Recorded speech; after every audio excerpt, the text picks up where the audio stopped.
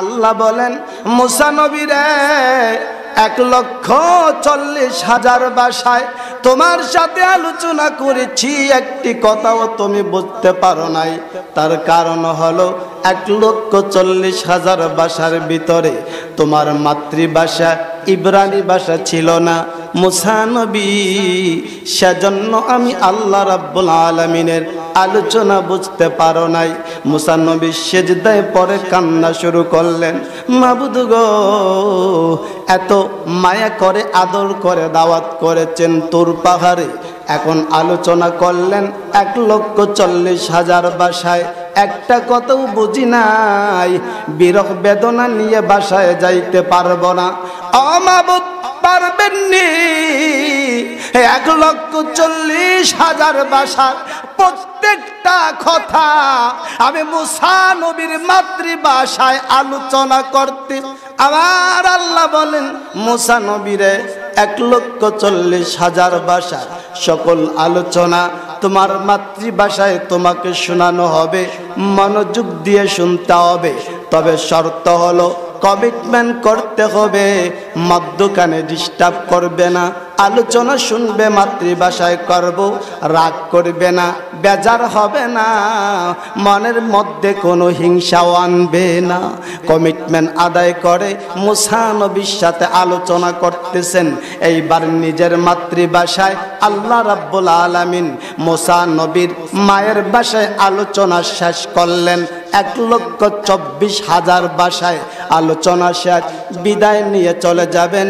মুসা নবীর চেহারা একটু বেজার হয়ে গেছে। আল্লাহ রাব্বুল আলামিন বলেন, মুসা নবী রে, কিসের জন্য চেহারাটা মলিন হয়ে আছে? মুসা নবী কান্দার ডাকে, মাবুদ, আমি তো মনে করেছিলাম গো এত এগ্রি হয়ে ভালোবেসে আমাকে দাওয়াত করলেন, মনে হয় আমার জন্য বড় কোনো বাজেট রাখছেন, না হয় আমার উম্মতের জন্য বাজেট রাখছেন।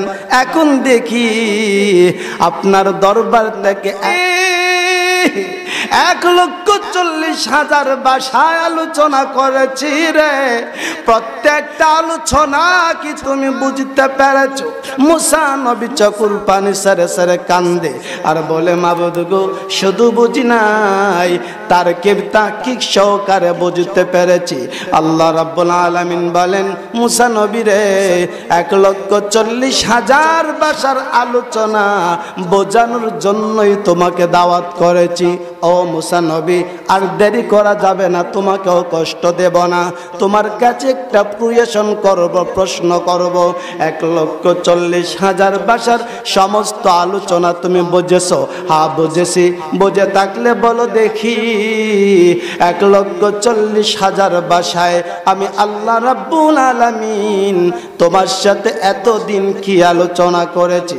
মুসা নবী চোখের পানি সেরে সেরে কান্দে আর বলে, মাবুদ গো, 1,40,000 ভাষায় এতদিন পর্যন্ত আমার সাথে যাহা কিছু আলোচনা করেছেন, প্রত্যেকটা আলোচনায় দেখি আখেরি নবীর উম্মতের প্রশংসার আলোচনা জুড়ে কন্যা সুবহানাল্লাহ। অবুধু, আপনি এই জন্য আমারে ডাকছেন? আখের নবীর উম্মতের প্রশংসা শোনানোর জন্য? নবীন না, আখের নবীর উম্মত, ওই গণকিয়ার মানুষের প্রশংসা শোনানোর জন্য আপনি আল্লাহ আমি মুসা নবীকে দাওয়াত করছেন। এইটা সহ্য করতে পারতেছে না, একটু হিংসা লাগতেছে। জোরে জোরে কন্যা সুবহানাল্লাহ। আল্লাহ দাওয়াত যখন করছেন, কষ্ট যখন দিছেন, আপনার কাছে একটা অ্যাপ্লিকেশন করি। গণকিয়া থেকে ওই প্রশংসিত আখেরি নবীর উম্মতের মধ্য থেকে বেশি না 2-4 জন উম্মত আমি মুসা নবীকে একটু দেওয়ান যায় না? জোরে কন্যা সুবহানাল্লাহ। আল্লাহ রাব্বুল আলামিন বলেন, রিজেক্ট অল ফ্রম, কাজ হবে না। আরে মুসা নবী, চেহারা মলিন করে লাভ নেই। আদম আলাইহিস সালাম থেকে আজ পর্যন্ত যত নবী রাসূল পৃথিবীতে পাঠাইছি, সবার সাথে আমি আমার বন্ধুর স্পেশালি ফোর্স উম্মতের আলোচনা করেছি। সবাই তোমার মতো আমার কাছে ভিক্ষা চাইছে, আমি একটা উম্মত দিতে পারি নাই। তার কারণ হলো আমার বন্ধুর উম্মত এতই সম্মানী, আমার সম্মানী বন্ধুর জন্য আমি পূর্বেই বাজেট করে রেখেছি যেখান থেকে একটা উম্মতকে কর্তন করা যাবে না। তাওরাত কিতাবে এই আলোচনা আল্লাহ করলেন। এখন মুসা নবীর পরে আসলেন ঈসা রুহুল্লাহ। ঈসা আলাইহিস সালাম তিনি তাওরাত কিতাবের হাফেজ ছিলেন। তিনি তো ভালো করে পড়ছেন তাওরাতের ইতিহাস। ঈসা রুহুল্লাহ বলেন গোটা তাওরাতটাই ছিল রাহমাতুল লিল আলামিন এবং তার উম্মতের প্রশংসা দিয়ে সাজানো গুছানো। জোরে কোন সুবহানাল্লাহ। ঈসা নবী কয় মুসা নবী তো আল্লাহর কাছে উম্মত চাইছে, আল্লাহ গণকিয়া থেকে 2-4টা উম্মত দিলে কি হয়? আল্লাহ কয় গণকিয়ার উম্মত এত কম দামি না। জোরে কোন সুবহানাল্লাহ। কেমনে দিমু? এবার ঈসা নবী কান্দে, দিন রাত 24 ঘন্টা কান্দে। আল্লাহ রাব্বুল আলামিন জিজ্ঞাসা কেন কান্দো? এইবার ঈসা নবী কয় আল্লাহুম্মা জাআলনি মিন উম্মতি মুহাম্মাদিন সাল্লাল্লাহু আলাইহি ওয়াসাল্লাম। রব্বুল আলামিন আমি ঈসা নবী এবং রাসূল, দুইটা টাইটেল আমার মধ্যে আছে। আমি নবী এবং রাসূল হয়ে আপনার দরবারে ভিক্ষার 2টা হাত বাড়াইলাম। আল্লাহ আমার মন মানতেছে না, আমার মনের মধ্যে কিসের জন্য শর্ট লাগতাছে। আমার মন বলতেছে আমি পরিপূর্ণ সম্মানী হতে পারি নাই। রাব্বে কারীম আপনার দরবারে অসংখ্য নবী রাসূলরা আখেরি নবীর উম্মত ভিক্ষা চাইছে, আমি আপনার কাছে আখেরি নবীর উম্মত ভিক্ষা চাই না। আল্লাহ আখেরি নবীর উম্মত হিসেবে আমি ঈসা নবীকে কবুল করে নাও। জোরে কোন সুবহানাল্লাহ। পৃথিবীতে এমন একটা মানুষ পাইবেন যে উপর থেকে নিচে নামে, সবাই তো উপরে উঠতে চায়, এতে যত লম্বা বাঁশ লাগে ব্যবহার করে। জোরে করতে কি না? কেউ বাঁশ দেয়, কেউ সর্বনাশ করে। উপর থেকে সবাই উপরে উঠতে চায়। ঈসা নবী কয় আমি নবী এবং রাসূল হয়েও আখেরি নবীর উম্মতের প্রশংসা পরে সহ্য করতে পারি নাই। আল্লাহকে বললাম আল্লাহ নবী রাসূল বানাইছেন ভালো কথা, তবে আখেরি নবীর উম্মত একবার বানাইয়া দেন। জোরে কোন সুবহানাল্লাহ।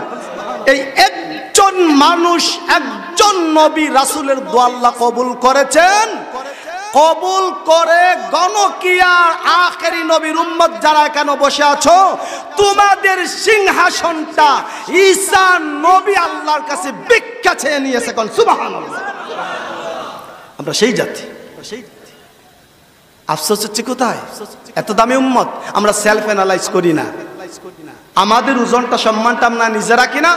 সেজন্য কোন সময় বাজারে বেড়া বকরি 2-4 হাজার টাকায় বিক্রি হলেও আমরা 2-4 হাজার না 500,000 টাকায় বিক্রি হয়ে যায়। একটু জোরে কোন ঠিক কিনা? তো নিজের ইজ্জতটা নিজে ধরে রাখবেন আর সব সময় মাথা উঁচু করে বলবেন আমি গরিব থাকতে পারি, কিন্তু আমার পরিচয় আমি আখেরি নবীর উম্মত। সমস্ত নবী রাসূলদের মাথা যেখানে, আমার নবীর কদম সেখানে। সমস্ত নবী রাসূলের উম্মতের কাঁধ যেখানে, আখেরি নবীর উম্মতের 2টা কদম সেখানে। একটু জুড়ে কোন সুবহানাল্লাহ। আল্লাহ আমাদেরকে কবুল করে মঞ্জুর করে বলুন আমিন। আসুন আমার তেলাওয়াতকৃত আয়াত এবং হাদিসের দিকে চলে যাই। মনোযোগ আছে সবার? আচ্ছা কারা কারা ঘুমায় আছেন একটা হাত দেখান তো। যারা ঘুমে আছেন আলহামদুলিল্লাহ সবাই সচেতন আছে, বলুন আলহামদুলিল্লাহ। একটু জোরে কোন আল্লাহু আকবার। এদেশে আল্লাহু আকবার বললে অনেকের গায়ে আগুন জ্বলে, কথা কোন ঠিক না? একটু জোরে কোন আল্লাহু আকবার। আমরা পৃথিবীতে তাকিয়ে আর না তাকিয়ে এই জমিনে আল্লাহু আকবার ধ্বনি থাকবে কিনা? এটা যে নিবাতে আসবে তার পাওয়ারে সে জলে পুড়ে ছাই হয়ে যাবে। জোরে করতে কি না? তবে এক কথা সুস্পষ্ট, আল্লাহু আকবার শব্দ শুনলে যেই লেবাসদারি মানুষের মনে আগুন লাগে সে আর যাই হোক সে কখনো মুসলমান হতে পারে না। আল্লাহ তুমি কবুল করে মঞ্জুর করে বলুন আমিন। এবার আসুন মূল আলোচনা চলে যাই। সকলের মনোযোগ আছে তো বলুন ইনশাআল্লাহ। ইনশাআল্লাহ বললে আল্লাহ বান্দা বান্দির পরবর্তী সময়ের দায়িত্ব নিজ হাতে গ্রহণ করেন, জোরে কোন ইনশাআল্লাহ। আল্লাহর রাসূলের একজন সাহাবীর নাম ছিল আব্দুস শামস, সূর্যের বান্দা। আল্লাহর রাসূল সাল্লাল্লাহু আলাইহি ওয়াসাল্লামের কাছে তিনি ইসলাম সবেমাত্র গ্রহণ করেছেন। আমার নবী সরকার দো জাহাঁ নামটা এক্সচেঞ্জ করে রেখে দিলেন আব্দুর রহমান। তিনি সূর্যের বান্দা থেকে বানিয়ে দিলেন রহমানের বান্দা, জোরে কোন সুবহানাল্লাহ। বান্দা যখন সুবহানাল্লাহ বলে তার নামে জান্নাতে একটা বৃক্ষ রোপণ করা হয়। ওই সুবহানাল্লাহ নামের বৃক্ষটা বান্দাকে কিয়ামতের ময়দানে জান্নাতে থেকে শাফাআত করবে, জোরে কোন সুবহানাল্লাহ। আব্দুস শামস থেকে আব্দুর রহমান, মাত্র মুসলমান হয়েছে, ন মুসলিম। তো তিনি একদিন ঈশান নামাজের পর মসজিদে নববীতে গেছেন। তার একটা অভ্যাস ছিল, যেখানেই যাইতেন একটা বিড়ালের বাচ্চা ছিল, পাঞ্জাবির হাতে একদম লম্বা ছিল, এই দিকে ঢুকাইয়া বিড়ালের বাচ্চা নিয়ে যেখানে যাইতেন চলতেন। যাইতে যাইতে মসজিদে নববীতে, নবীর মসজিদে ঈশান নামাজের পরে আব্দুর রহমান নামে সাহাবী বিড়ালের বাচ্চা নিয়ে যখন গেছে মসজিদের ভিতরে, মসজিদ নববীতে তো নূরের চেহারা, সাহাবীরা নূর চমকাইতেছে, কেউ কোরআন তেলাওয়াত করতেছে, কেউ নামাজ পড়তেছে, কেউ জিকির করতেছে। বিড়ালের বাচ্চার ডাক শুনে সকল সাহাবীরা, এত সহজে তো তাদের গুসা হয় না, দাঁতে দাঁতে কটকট শব্দ করতেছে। কত মুসল্লি দেখ না, এটা কোনটা নতুন করে নাজেল হয়েছে, বিড়াল নিয়ে মসজিদে আসছে। নামাজে যিনি ছিলেন আর নামাজ পড়তেছেন না, কোরআন তেলাওয়াত যিনি করতেছিলেন কোরআন তেলাওয়াত বন্ধ। বিড়াল সামলামু না ইবাদত করব। আর আব্দুর রহমান নামে সাহাবী বিড়ালের বাচ্চাকে কন্ট্রোল করার জন্য জোরে সাথে এটা আরো বেশি করে আরো বড় আওয়াজে ডাকে। কিন্তু তিনি খুব নরমাল মাইন্ডেড ছিলেন, সাদাসিধা ছিলেন। আর অন্যদিকে তো নতুন মুসলমান সাহাবী একজন আরেকজনকে কয়, কিছু কস না, কয় কথা বলা যাবে না, এইখানে সকল কথা যিনি বলবেন তিনি হচ্ছেন রাহমাতাল লিল আলামিন। তিনি না আসা পর্যন্ত কিছু বলা যাবে না। বিড়াল আসুক না সিংহ আসুক। আল্লাহ রাসূল আসলেন, সবাই দাঁড়িয়ে গেলেন সালাম দিয়ে। দেখেন চেহারাটা মলিন, সরকারে দো জাহাঁ চেহারা মলিন দেখি মুস্কি হাসি দিলেন, জোরে করে সুবহানাল্লাহ। রাসূলুল্লাহর আদর্শ। আল্লাহর রাসূল যদি তাদের চেহারা মলিন থেকে তিনি আরো একটু মলিন করতেন তাহলে তো অবস্থা সিরিয়াস হয়ে যেত। কিন্তু আব্দুর রহমান নামে সাহাবী এখনো কিছুই বুঝেন না গোটা মসজিদে নববীর ভিতরে কি চলতেছে। এই যে তার বিড়ালটাকে নিয়ে ঘটনা ঘটতেছে তিনি তো বলতে পারেন। বিড়ালের বাচ্চাটা মাশাআল্লাহ আরো আওয়াজটা একটু বাড়াইয়া দিচ্ছে। আল্লাহ রাসূল ডানে বামে তাকায়, কি বিড়ালের বাচ্চা মসজিদের ভিতরে কে আনছো? এখন আব্দুর রহমান নামে সাহাবী তরতর করে কাঁপতাছেন, কিছু টনক নড়ছে যে আল্লাহ রাসূল দেখি ডাকতেছেন, খুঁজ করতেছেন, কেউ কথা বলতেছে না। কিন্তু বাংলাদেশের মসজিদ হইলে তো অন্য আরেকজনের পায়ের নিচ দিয়ে সারিয়া দিত, যা তুই জাহান্নামে যা, যারে ধরবে সে তো ধরা খাইবি। একজন বলেই ফেললো যে না আল্লাহ রাসূল বিরক্ত হবেন, বললেন ইয়া রাসূলুল্লাহ সাল্লাল্লাহু আলাইহি সাল্লাম আব্দুর রহমান ভাই বিড়ালের বাচ্চা নিয়ে আসছে। আল্লাহ রাসূল কিন্তু বিড়ালের বাচ্চা দেখা যায় না কেন? কই ইয়া রাসূলুল্লাহ আস্তিনের ভিতরে ঢুকে রাখছে।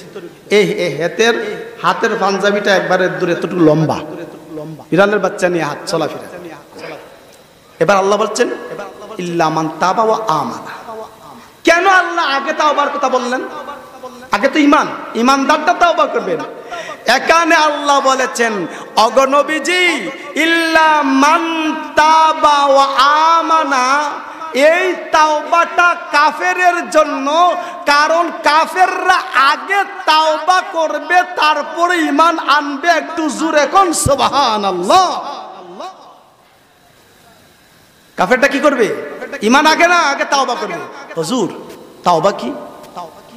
এটা আমি বুকে হাত দিয়ে বলতে পারি, আমাদের সমাজে আম মানুষ তো দূরের কথা, অসংখ্য মৌলবীরাই তাওবার সূক্ষ্ম ব্যাখ্যা জানেন না। তাওবা শব্দের অর্থ কে বলতে পারবেন? তাওবা তো করেন, তাওবাই তো করি না হুজুর, তাওবার অর্থ বলবো কোত্থেকে? সারা জীবন শুনছি আস্তাগফিরুল্লাহ ইন্নাল্লাহ গফুরুর রহিম, আস্তাগফিরুল্লাহ ইন্নাল্লাহ গফুরুর রহিম, এটা বললে তাওবা হয়। সারা জীবন যদি আস্তাগফিরুল্লাহ ইন্নাল্লাহ গফুরুর রহিম পড়েন, তাওবা হবে না। আপনারা রাগ করতেছেন?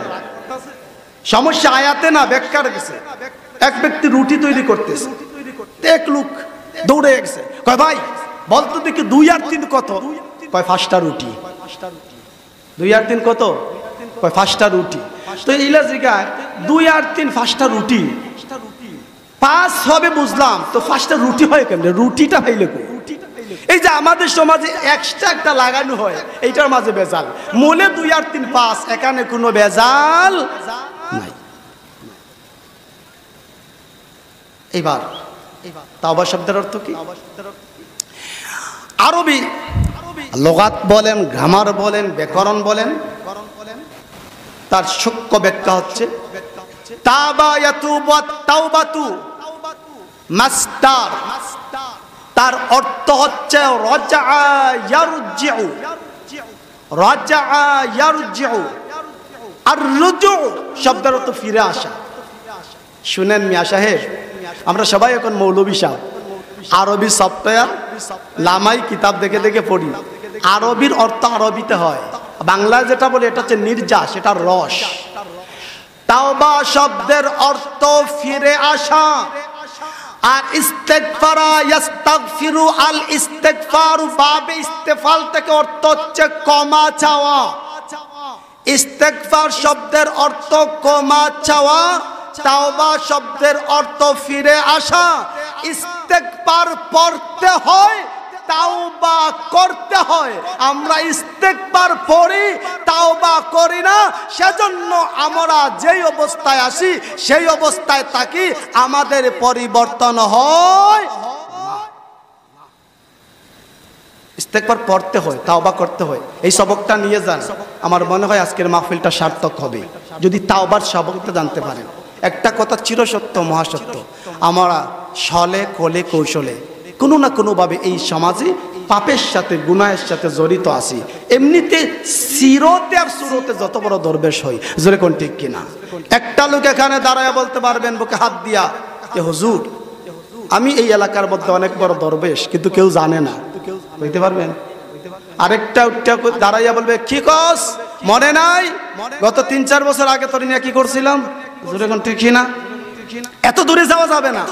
ইলেকশনের সময় 2-1 কাপ চা খান নাই, এমন দরবেশত্ব পাওয়া যায় না। আর জোরে কোন ঠিক কিনা? ধরা তো সব জায়গায়। তো হুজুর পাপ তো করছি, গুনাহ করছি, মাপের ব্যবস্থা করেন। কারণ আল্লাহর শর্ত হচ্ছে একটা গুনাহ নিয়ে কবরে আসলে একটারও পানিশমেন্ট হবে। কারণ কবর তোমার মামার বাড়ি না, বাবার বাড়ি না, শ্বশুর বাড়িও না। ইস্তেগফার পড়তে হয়, তাওবা করতে হয়। হুজুর কিভাবে? আরেকটু ব্যাখ্যা দিই। আস্তাগফিরুল্লাহ, আমি বললাম আল্লাহ আমাকে ক্ষমা করুন, এই তো। আর তাওবা অর্থ কি? ফিরে আসা। যখন আমি বলি রব্বি মিন কুল্লি যামবিন ওয়া আতুবু ইলাইহি, কি বললাম? আমি বললাম আস্তাগফিরুল্লাহ, আল্লাহ আমাকে ক্ষমা করো। রব্বি মিন কুল্লি যামবিন, রব্বি হে আমার রব, মিন মানে থেকে, কুল্লি মানে প্রত্যেক। শব্দটা কুল্লু হরফুল জার এসে জের দিয়েছে, মিন থেকে, কুল্লি প্রত্যেক, যামবিন আরবিতে যামবুন শব্দের তো গুনাহ, গুনাহ। আর গুনাহগারকে বলা হয় মুযনিবুন, গুনাহগার বা পাপী। আল্লাহকে আপনি বলতেছেন মিন কুল্লি যামবিন, ও আল্লাহ আমাকে মাফ করে দাও, আমি সমস্ত গুনাহ থেকে ও আতুবু ইলাইহি, আপনার দিকে ফিরে আসলাম। আপনি এই কথা আল্লাহকে বলছেন, কিন্তু অর্থ আপনি বুঝেন নাই। এত করে কি বলছেন? আল্লাহ আমাকে মাফ করো, সকল গুনাহ থেকে পাপ থেকে আমি ফিরে আসলাম। কিন্তু বান্দা আপনি তো আসতেছেন না। হুজুর কিভাবে আসতেছি না? শুনেন, যেই ব্যক্তি সুদ খায়, সুদ খায়, আস্তাগফিরুল্লাহ পড়ে, যেই ব্যক্তি ঘুষ খায়, ঘুষও খায়, আস্তাগফিরুল্লাহ পড়ে, যেই ব্যক্তি চুরি করে, ডাকাতি করে, মিথ্যা হামলা মামলা দিয়া মানুষকে ডিস্টার্ব করে, এই চুকলগুড় বেঈমান মুনাফিকরা তাদের অবস্থানে তাকিয়া তারা আল্লাহর দরবারে ইস্তেগফার করে। আল্লাহ বলেন ইস্তেগফার পড়লে কাজ হবে না, তুই তো তাওবা করস না। রব্বুল আলামিন তাওবা কিভাবে করতে হবে? আল্লাহ বলেন যেই দিন সুদ ছাড়বে, যেই দিন ঘুষ ছাড়বে, যেই দিন জিনা ব্যভিচার ছাড়বে, যেই দিন চুকলগুড়ি ছাড়বে, যেই দিন মুনাফিকি ছাড়বে, অর্থাৎ ওই সমস্ত গুনাহের কাজ ছেড়ে দিয়ে যেই দিন বলবে আল্লাহ একটা ছাড়লাম আরেকটা ধরলাম, সমস্ত গুনার থেকে আমার চেহারা ফিরিয়ে ও আতুবু ইলাইহি, আপনার দিকে আমার চেহারা ফিরাইয়া দিলাম। আল্লাহ বলেন বান্দা যদি এইভাবে আমার কাছে তাওবা করে, তাওবার মতো তাওবা, তাওবার অর্থে তাওবা করে, যে তাওবা অর্থ রুজু করা, ফিরে আসা, গুনাহ ছেড়ে যদি ফিরে আসে, আমি আমার বন্ধুর সাথে ওয়াদা দিয়েছি এই বান্দার জীবনের গুনাহ মাফ করে দিয়ে প্রত্যেকটা গুনার পাহাড়কে নেকির পাহাড়ে বদলাইয়া দেব। এখন সুবহানাল্লাহ। দলিল এই আয়াতে আল্লাহ বলেন ফাউলাইকা ইউবাদদিলুল্লাহু সাইয়্যাতিহিম হাসানাত।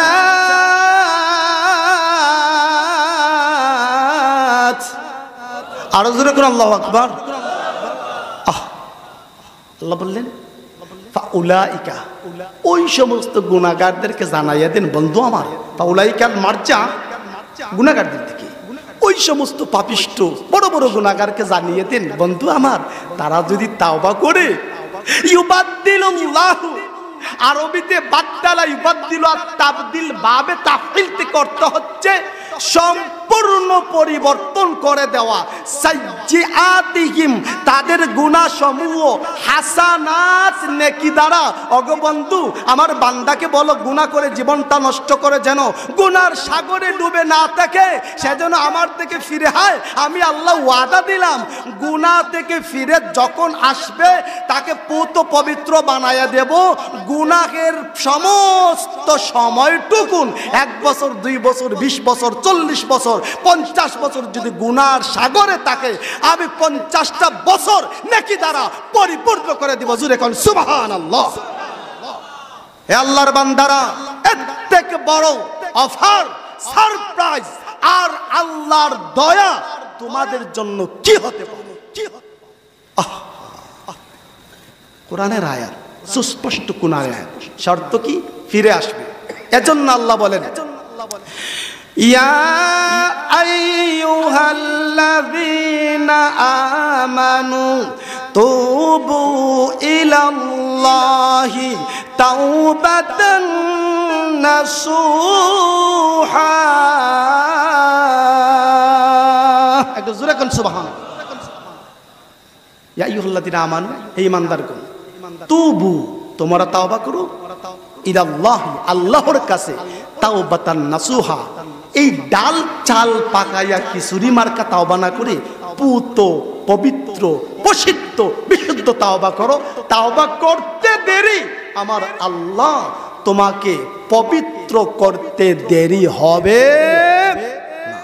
আল্লাহ যেন আমাদেরকে সেই রকম তাওবা করার তৌফিক দান করেন। সবাই বলুন আমিন। মহব্বতে মদিনার দিকে ধ্যান করে একটু দুরূদ শরীফ পড়েন।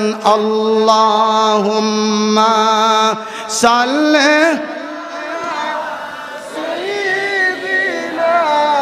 মাওলানা মুহাম্মাদ ওয়া আলা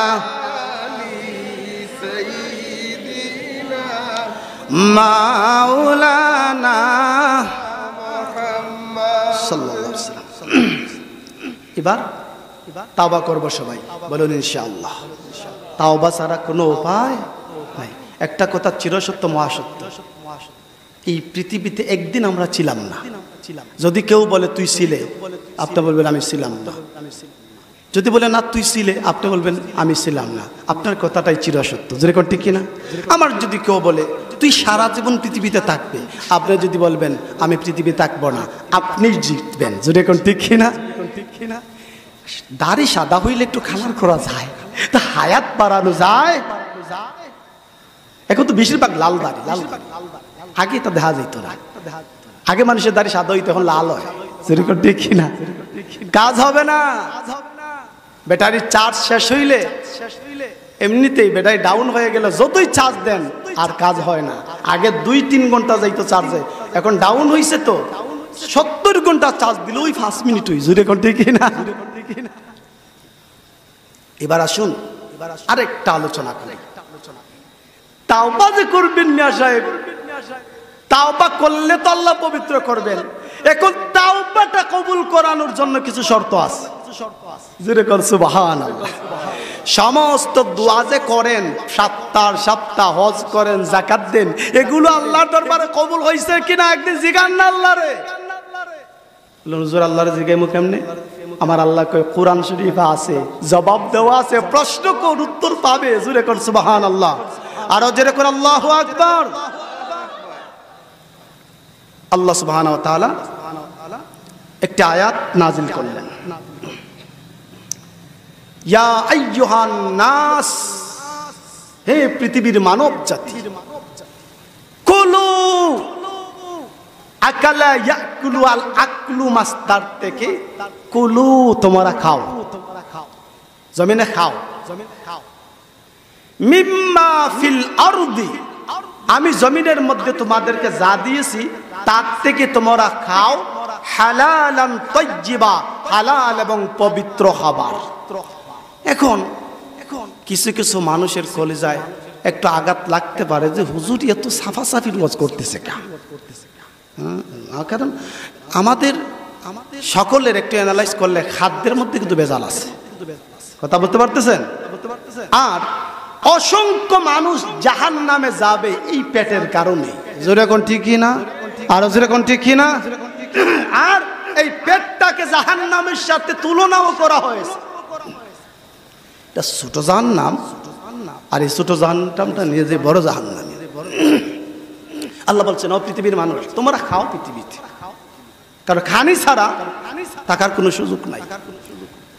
এই যে আমাদের দেশে বারবার বলা হচ্ছে দুর্ভিক্ষ আসবে, দুর্ভিক্ষ আসবে, চিন্তা করতেছে দুর্ভিক্ষ আসবে ভালো কথা, তবে এমন একটা ব্যবস্থা যদি থাকতো যে দুর্ভিক্ষের সময় পেটের খিদা লাগতো না, এমন কোনো ব্যবস্থা যদি থাকতো তাহলে সেটা আগে করিয়ে নিতাম।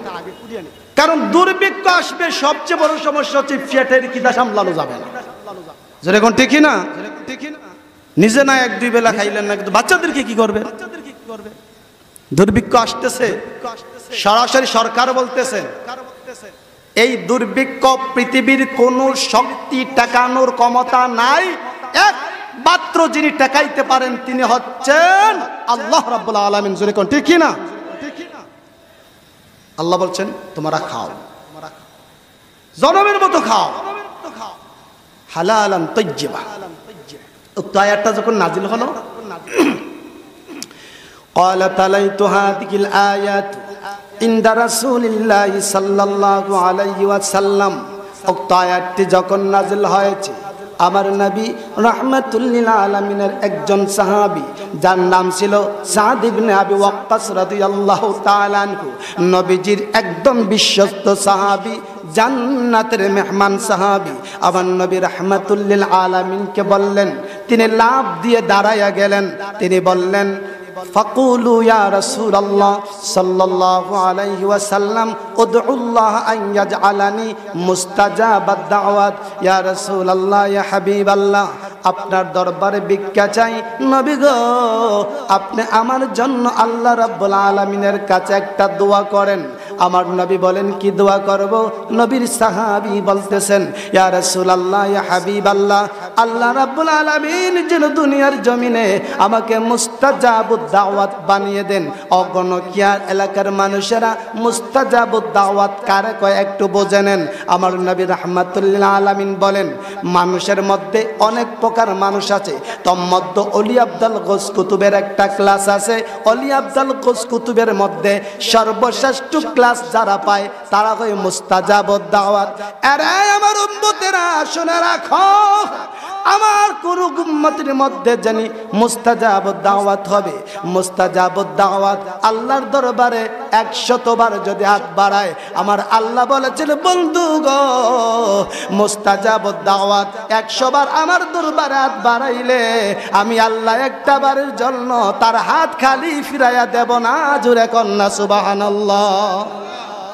আমার নবী রাহমাতুল্লিল আলামিনের কাছে সাদ ইবনে আবি ওয়াক্কাস বলেন, ইয়া রাসূলুল্লাহ, ইয়া হাবিবাল্লাহ, আল্লাহর কাছে দোয়া করেন আল্লাহ রাব্বুল আলামিন যেন আমাকে মুস্তাজাবুদ দাওয়াত বানিয়ে দেন। আমার নবী সাহাবীর জন্য দোয়া করেন নাই, শুধু বললেন ইয়া সাদ আতিব তুআমাকা তাকুন মুস্তাজাবুদ দাওয়াত। সাদ ইবনে আবি ওয়াক্কাস রে, আমি তোমার কাছে একটা প্রশ্ন করব, জবাব দিবা, বুকে হাত দিয়া জবাবটা দিবা। নবীর সাহাবী বলেন, ইয়া রাসূলুল্লাহ, ইয়া হাবিবাল্লাহ, কি প্রশ্ন করবেন? আমার নবী বলেন, সাদ ইবনে আবি ওয়াক্কাস রে, তুমি আমার কাছে বলেছো আমি আল্লাহর কাছে দোয়া করব আল্লাহ যেন তোমাকে মুস্তাজাবুদ দাওয়াত বানিয়ে দেয়। আরে সাহাবী, আমি নবী জানতে চাই জীবনের মধ্যে রবের জমিনের মধ্যে এই পৃথিবীর মধ্যে অনেক খাবার গ্রহণ করেছো। সাদ ইবনে আবি ওয়াক্কাস রে, একটাবার বলো দেখি যত খাবার জমিনের মধ্যে খেয়েছো এই খাবার কি পবিত্র ছিল, হালাল ছিল? সাদ ইবনে আবি ওয়াক্কাস বলেন, ইয়া রাসূলুল্লাহ, ইয়া হাবিবাল্লাহ, আল্লাহর কসম করে বলি গো নবীজি, আমি মাথার গাম পায়ে ফালাইয়া উপার্জন করি। নবী গো, আপনার কসম করে বলি আমার খাদ্যের মধ্যে একটু ভেজাল নাই, একটা পয়সাও হারাম নাই। আমার নবী বলেন, সাদ ইবনে আবি ওয়াক্কাস রে, আমি নবী তোর জন্য আর দোয়া করব না। সাদ ইবনে আবি ওয়াক্কাস রে, আমার গুনাহগার উম্মতের মধ্যে কবরটা পৌঁছায়া দিও। আমার গুনাহগার উম্মত যদি কোমরে গামছা বাঁধিয়া মাথার গাম পায়ে পালাইয়া একটা লুকমা হালাল খাবার মুখের ভিতরে ঢুকায় রে, আমার আল্লাহ আমার সাথে ওয়াদা করেছেন রে, ওই ব্যক্তি বাঙ্গা করে তাকলেও আমার আল্লাহ তাকে মুস্তাজাবুদ দাওয়াত বানাইয়া দেবেন। জুরে কন্যা সুবহানাল্লাহ। সাদ ইবনে আবি ওয়াক্কাস রে, তুমি তো এই আয়াত শুনে পাগল হইলা। আল্লাহ বলছেন হালালান তাইয়্যিবা, এ পৃথিবীর মানুষ খাও হালাল এবং পবিত্র খাবার, আর তুমি বলছো মুস্তাজাবুদ দাওয়াত। অলিরও অলি বানাইয়া দিতে আমার রব আমাকে জানিয়ে দিয়েছেন, বন্ধুগো আপনার উম্মতদেরকে বলুন, তাদের উপার্জনটা যদি কষ্টের হয় আর সেটা হালাল এবং পবিত্র হয়, আমি আল্লাহ তাদেরকে দুনিয়াতে সর্বোচ্চ ওলি আউলিয়ার মাকাম দান করব। কোন সুবহানাল্লাহ। জনাব, কোথায় ঘুরতেছেন, কিসের পেরেশানি করতেছেন? জান্নাত তো আল্লাহ আপনার হাতে ধরাইয়া দিয়েছে, আপনি তো উদাসীন হয়ে যাচ্ছে। কষ্ট লাগতেছে, হাসাইতাম, হাসির ওয়াজ অনেক পারি, গল্পকে একটা পড়লেই হাসানো যায়। আল্লাহর আদালতে জবাব দিতে হবে। কোরআন হাদিসের মাহফিলে কতক্ষণ হাসাইছো আর কতক্ষণ কোরআন হাদিসের কথা বলেছো? জোরে কর ঠিক না? হাসরের মাঠে অনেক বক্তা তো দাঁড়াইবা, অনেক বড় বড় আউল ফাউল্লা তো দাঁড়াইবা, হাসি দেওয়ার সুযোগ আছে? সেদিন পাগল হয়ে যাইবা, পাগল। আর এই যে বসে আছে নীরবে, একটা হাসরের মাঠের একটা দৃশ্য। পৃথিবীতে খাও হালালান তাইয়্যিবা, হালাল আর পবিত্র খাবার। আপনারা বলেন কদু, লাউ, যাই আপনারা বলেন, এই যে বিভিন্ন ধরনের সবজি, হরিণের গোশত, গরুর গোশত, ছাগলের গোশত, এগুলো হালাল না হারাম? ভয় পাইতেছে, জোরে কোন কি? একবার তরতাজা হালাল। আল্লাহ বলছেন এই হালাল জিনিস কিয়ামত পর্যন্ত খাইলে জান্নাতে যাইতে পারবে না। আপনারা বলুন হুজুর আপনার মতের সাথে মাঝে মাঝে আমরা আলাদা হয়ে যাই কেন? আমরা তো হালাল খাই। আল্লাহ বলছেন না না, হালাল খাইলে হবে না, হালালান তাইয়্যিবা, পবিত্র হতে হবে। জোরে কোন সুবহানাল্লাহ। কিভাবে পবিত্র করব? হুজুর আমরা তো ভালো করে ধুইয়েই খাই। আপনি যদি বলেন আমরা সার্ফ এক্সেল দিয়াও ধুইয়ে খাইব, পবিত্র হইব না? না না, এইবার ফতোয়া আমি দেব না, গণকিয়ার মানুষ আপনারা ফতোয়া দিবেন।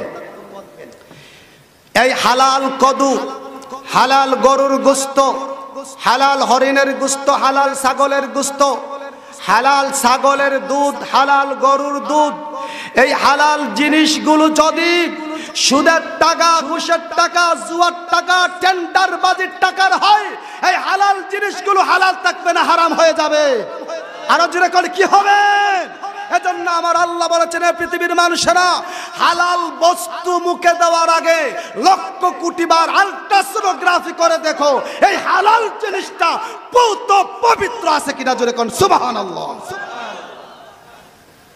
যদি আমি শুধু হালাল খাওয়ার পারমিশন দিতাম, তাহলে সুদগুর বাজার থেকে যে মাছ আনে সেটা মাছ তো হালাল, গোস্ত তো হালাল।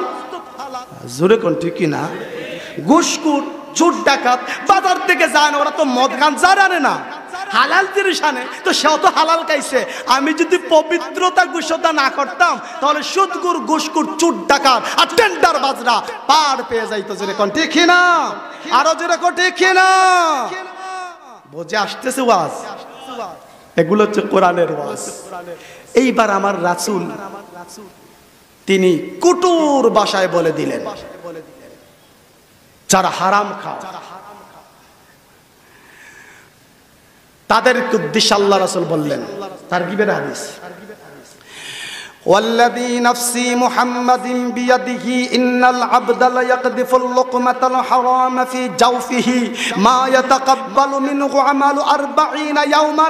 আমি আবারও সতর্ক করে দিচ্ছি, আমার এই ওয়াজ যার ভালো লাগতেছে, মনে শুধু ছটর পটর করতেছে চলে যাওয়ার জন্য, আমি বলি শয়তান তোমাকে গ্রাস করেছে, একতেই বুঝাতে চাচ্ছে তোর হেদায়েত হওয়ার দরকার নাই, দুনিয়াই তোর জন্য জান্নাত, তুই কিসের টেনশন করস? এই ওয়াজ শুনবে না, একটু জোরে করতে কি না? আরো জোরে করতে কি না? না, শুনতে হবে। এটা আপনাকে আমি প্রেসার দিচ্ছি না, প্রত্যেকটা প্রেসার হাই ভোল্টেজের প্রেসার শয়তানের বলতেছে যে হুজুর এসব কি কয়, মানুষ থেকে বুঝা লাইতাছে। জোরে কর সুবহানাল্লাহ। আল্লাহ রাসূল বলেন, ওয়াল্লাযী নাফসি, আপনি আমি কসম করি বিপদে পড়ে। আপনি বলবেন না, লোকটা কসম করছে, সাইডাতে কেমন মনেই দিব। আল্লাহ রাসূল বলেন, আমি কসম করছি।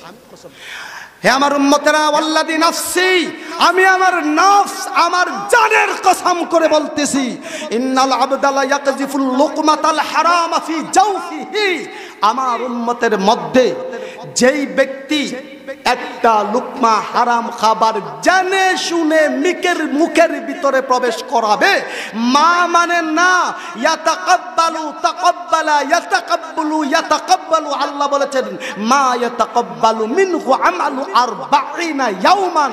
আমার আল্লাহ বলেছেন যেই ব্যক্তি এক লুকমা হারাম খাবার জেনে শুনে পেটের ভিতরে ঢুকাবে, এই এক লুকমার বিনিময় আলটিমেটাম হিসাবে, শাস্তি হিসাবে নয়, সতর্কতার হিসাবে সর্বপ্রথম 40 দিনের ভিতরে তার কোনো আমল, নামাজ, রোজা, হজ, যাকাত, তাসবিহ, তাহলিল আমার আল্লাহ কবুল করবেন না। কারণ হলো তোর ভিতরে এই মুহূর্তে হারাম প্রবেশ করেছে। জুড়ে কোন নাউজুবিল্লাহ। এক লুকমা কত জোর জানেন? এই 3 আঙ্গুল দিয়া জ্বললে যতটুকু খাইতে পারবেন, এইটা এক লুকমা। আল্লাহ সতর্ক করেছেন, এইটা যদি ভুলেও ঢুকাইয়া ফেলস বান্দা, তাহলে সতর্ক করে দিচ্ছি 40 দিনের ভিতরে তোর কোনো আমল কবুল হবে না, এবং 40 রাতই যদি ইবাদত করিস আমি কবুল করব না। এই 40 দিন বেঁধে দিচ্ছেন আল্লাহ, যাতে করে বান্দা 41 দিন থেকে বা এর ভিতরে সতর্ক হয়ে তাওবা করে আর বলে, আল্লাহ হারাম কি এত কঠিন? আল্লাহ বলেন অবশ্যই কঠিন, কারণ জানা রক্ত আর হাড্ডি তৈরি হয়, পুষ্টপাষ্ট হয় খাবার থেকে, আর খাবারটাই যদি হারাম হয়, এই হারাম রক্ত গোশত দেহ দিয়া আল্লাহর ইবাদত করলে কবুল হওয়ার প্রশ্নই আসে না। আল্লাহ রাসূল সাফ জানিয়ে দিলেন। এখন আমাদের সমাজে এক লুকমা হারাম তো কেউ খায় না, 40 দিনের হিসাব তো কেউ করে না। এত সোজা না, কালিমা পরে টুপি রেখে আর ওয়াজ করে যাইন বেগা। সপ্তাহের পর সপ্তাহ, মাসের পর মাস, বছরের পর বছর সুদ খাচ্ছে, ঘুষ খাচ্ছে, টেন্ডারবাজি করতেছে, মানুষকে জুলুম করতেছে, অত্যাচার করতেছে, চুরি ডাকাতি করতেছে। এই যে হারামি উপার্জন দিয়া খানা খায়, আমার আল্লাহ সতর্ক করে দিয়েছেন, তুই তো বছরের পর বছর হারাম খাইতেছস, তোর গোটা জিন্দেগির আমলই বরবাদ হয়ে যাচ্ছে, কিন্তু তুই নিজেও বলতে পারো